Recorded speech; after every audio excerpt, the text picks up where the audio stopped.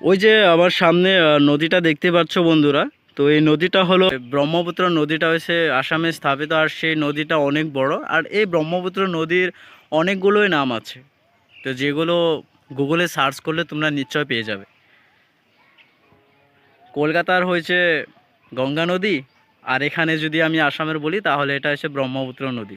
তো সেই ব্রহ্মপুত্র নদীর পাড়ে হয়েছে এই বাঘবর পাহাড়, যেটা দূরে থেকে দেখতে অনেক খুব সুন্দর লাগে, আর ভিতরে এসে মানে সেটাও অনেক সুন্দর লাগে।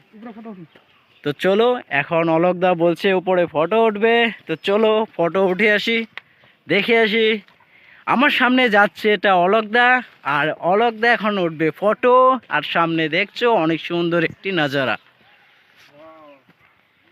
বন্ধুরা, এটা কথা সত্যি যে পাহাড়ে ঘুরতে গেলে অনেক ভালো লাগে, মনটা একদম পুরো ফ্রেশ হয়ে যায়। হ্যাঁ, আমারও সেরকম। যা আমিও যখন পাহাড় দেখতে পাই আর যখন আমি পাহাড়ে ঘুরি তখন আমার খুব ভালো লাগে, অনেক কিছু দেখতে পাই। আর আরেকটা কথা, এই পাহাড়ের যেটা ন্যাচারালি জায়গা না, ওই ন্যাচারালি জায়গাটা মানে আমার এতটাই ভালো লাগে যে আমি কি বলবো, আমার তো মনে হয় যে আমি পাহাড়ে থেকে যাই। বাজারে এ দেখতে পাচ্ছ আমাদের এখানে একটা বাজারে ছেলে গিয়েছিলে? এসছে, এই ওদের কি নিয়ে বাড়ি আসলে? বোম হয়েছে নিয়ে আসলে কেন? পাহাড়ের উপরে।